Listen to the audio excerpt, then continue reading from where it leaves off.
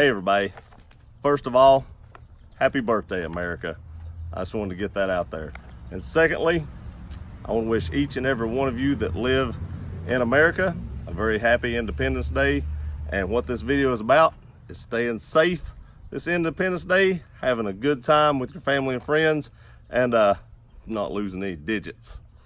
So what I did was I printed off some stuff online. It's about grilling safety and also fireworks safety. I wanted to throw that out there. I know a lot of you people will be doing this, as I will too.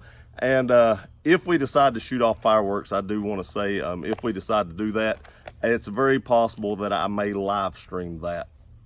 Now, you know, we don't go all out and buy thousands of dollars worth of fireworks. We may buy $200 or $300 worth. But if we decide to do that this year, it's usually a last minute thing if we decide to do it, depending on what the weather looks like.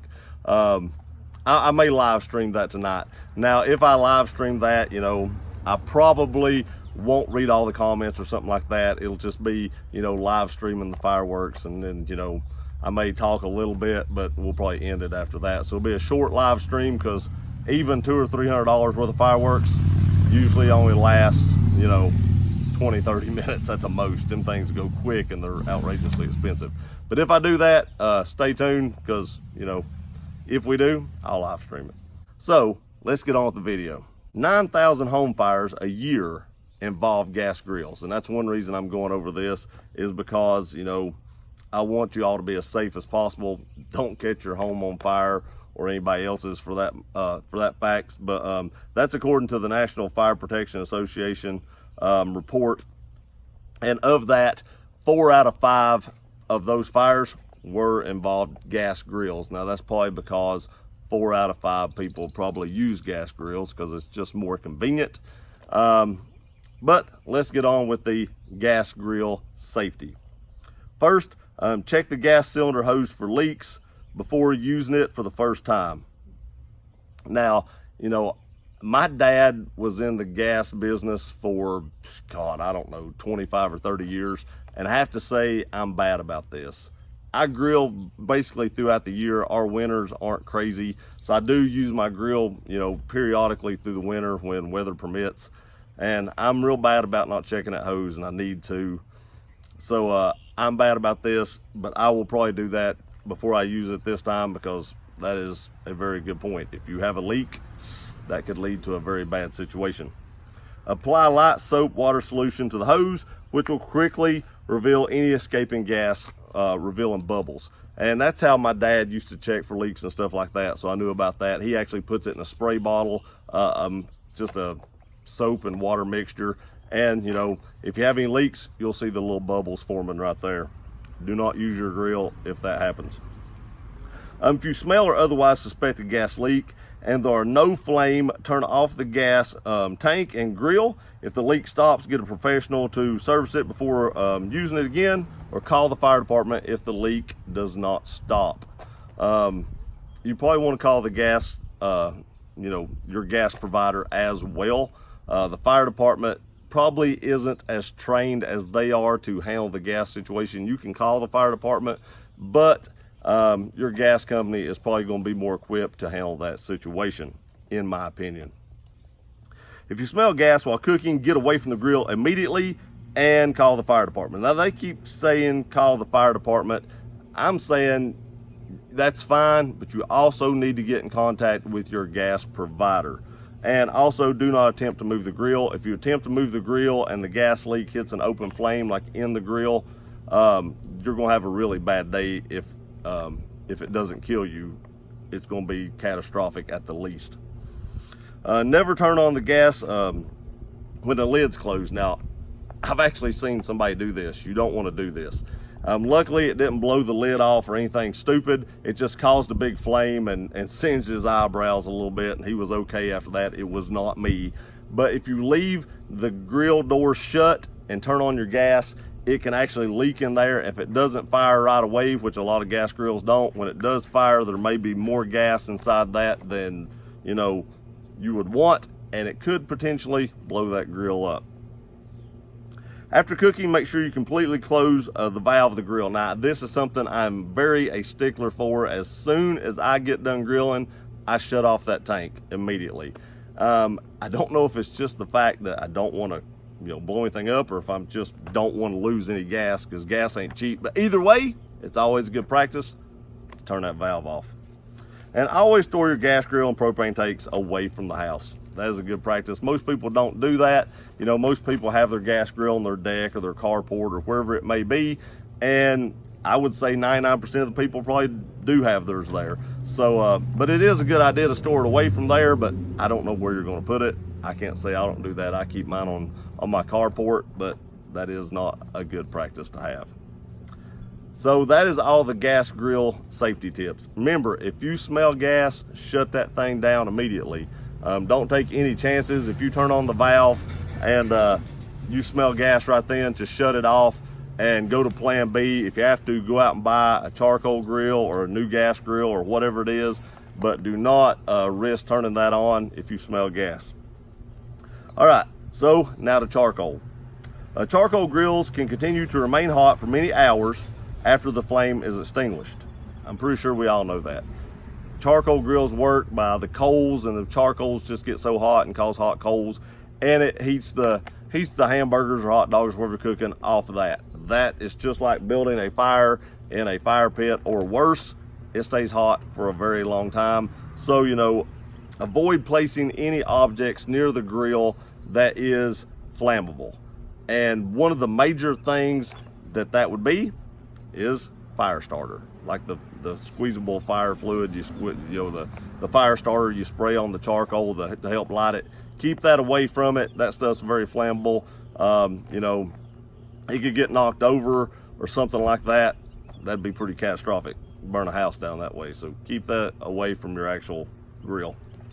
Also, keep kids and stuff like that away from all these grills. And nowhere in here did it mention kids, but I would like to go ahead and say that. Keep small children away from charcoal grills, gas grills. They both get very hot, and we don't want anything to happen to small children, so please keep an eye on them and keep them away from grills. I don't know why that wasn't in here, but they did not add that, but I'm adding that for both of them. Check for rust damage in metal grills, which may make it possible for charcoal to fall through onto a surface below and start a fire. Your deck, it could fall on the deck and catch the wood on fire. It could definitely fall on the grass as dry as it's been over the last few days. It's not rained a ton here. The grass is a little bit dry. Just mowed the yard, and there's some spots that are a little brown, and I imagine that would flame up pretty quickly. So check for that. In a gas grill, you don't really have to worry about that, but in a charcoal grill, you want to make sure there's no holes in the bottom of it so that could fall out. You never know. It could have got, the paint could have come off of it over the winter, and this could be the first time you're using it. That paint flaked off, it rusted, it could fall through. So make sure it's sturdy enough to hold that. Purchase the proper starter fluid there again, and also keep out of reach of small children. It does say it here, but it doesn't say keep them away from the grill.